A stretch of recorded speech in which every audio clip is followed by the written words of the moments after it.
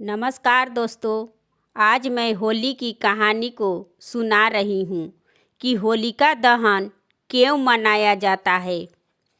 हमारे हिंदू धर्म में हर साल होली का त्यौहार फागुन माह की पूर्णिमा तिथि को रात्रि में होलिका दहन मनाया जाता है और अगले ही दिन कृष्ण पक्ष की प्रतिपदा तिथि को रंगों उत्सव मनाया जाता है। होलिका दहन की अग्नि जीवन के सभी दुखों और कष्टों से मुक्ति दिलाती है और बुराई पर अच्छाई की जीत के इस पावन पर्व का होली का बड़ा ही महत्व है। साथ ही हर साल पूरे विधि विधान से होलिका की पूजा की जाती है और होलिका दहन भी होता है। होलिका दहन की कथा इस प्रकार से है। भगवान विष्णु के परम भक्त प्रहलाद के पिता राक्षस राज हिरण्यकश्यप था, जो अपने आप को बड़ा ही भगवान मानता था। भगवान को रास्ते से हटाने के लिए उसका वध करना चाहता था, जबकि उसकी बहन को आग से नहीं जलने का वरदान था। प्रहलाद को अपने गोद में रखकर आग की धधकती ज्वाला में वह बैठ गई, लेकिन प्रभु की कृपा के कारण होलिका जल गई और विष्णु भक्त प्रहलाद बच गए।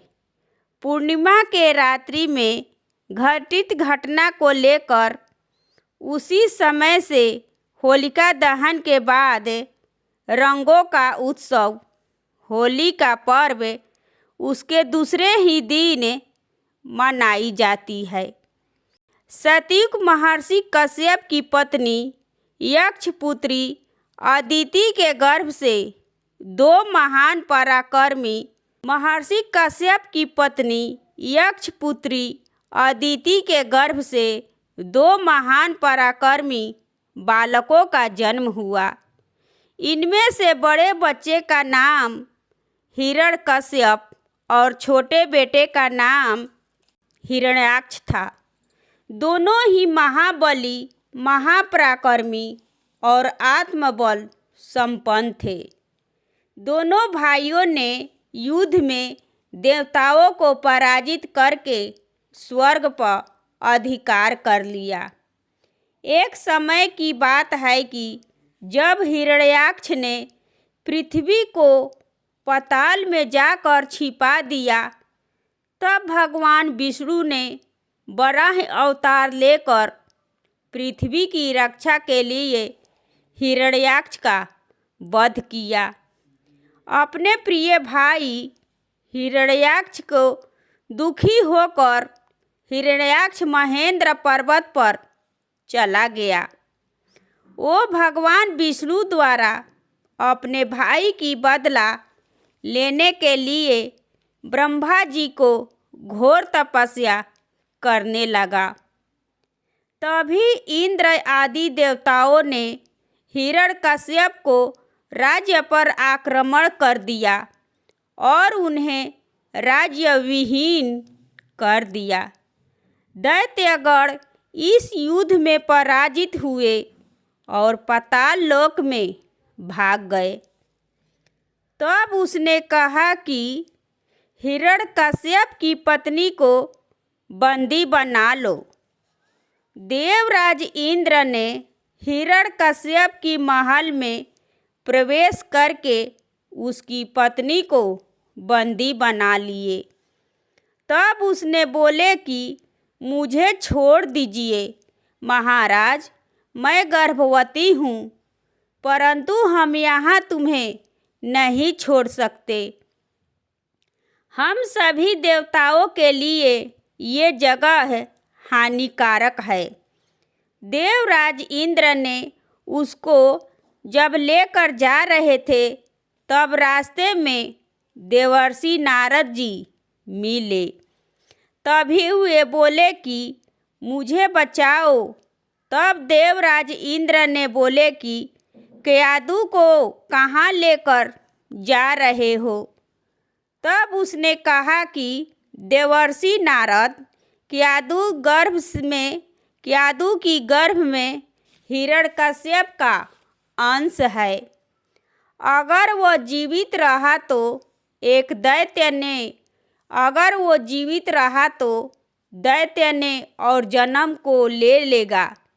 अगर वे जीवित रहा तो एक और दैत्य जन्म ले लेगा, और मैं ऐसा कदापि नहीं होने दूंगा।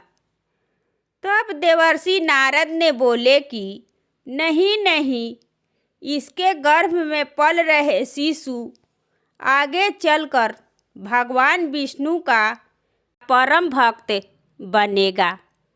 इसे मारना तुम्हारा शक्ति से बाहर है, अतः तुम इसे छोड़ दो। नारद जी का कथन को मानकर इंद्र उसको छोड़ दिए और वापस चले गए।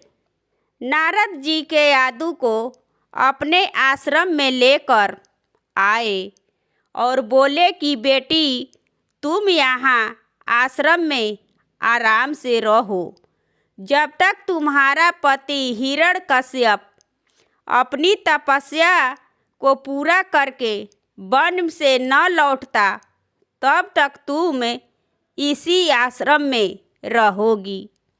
तब उसने बोली कि हे देवर्षि नारद, आपने मेरे और मेरे गर्भ में पल रहे शिशु को आपने सहायता किए।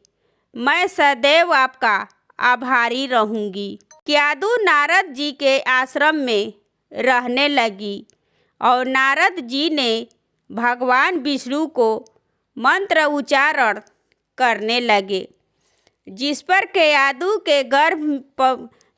केयादू के बच्चे पर असर बहुत अच्छा होने लगा। और केयादू ने एक बहुत ही सुंदर एक बालक को जन्म दी, जिसका नाम रखा गया प्रहलाद। इधर हिरण्यकश्यप को कठोर तपस्या पूर्ण हुई। वरदान मिलने के बाद हिरण्यकश्यप ने तीनों लोकों पर अत्याचार करने लगा। कुछ समय के बाद केयादू भक्त प्रहलाद को लेकर महल में आ गई। प्रहलाद शिक्षा दीक्षा ग्रहण करने लगे तो वहाँ भी वे श्री हरि का नाम जप रहे थे। जब ये बात हिरण्यकश्यप को पता चला, तब वे क्रोध में आ गया और बोला कि ये तो दुरात्मा है, इसे मार डालो। ये तो शत्रु का प्रेम करने वाला अपने ही कुल में आ गया है। तब केयादू ने बोली कि नहीं स्वामी, आप इसे मत मारिए, इसको छोड़ दीजिए, ये तो आपका पुत्र है। सैनिकों ने प्रहलाद को अनेकों प्रकार से मारने की कोशिश किए, परंतु प्रहलाद बच गए।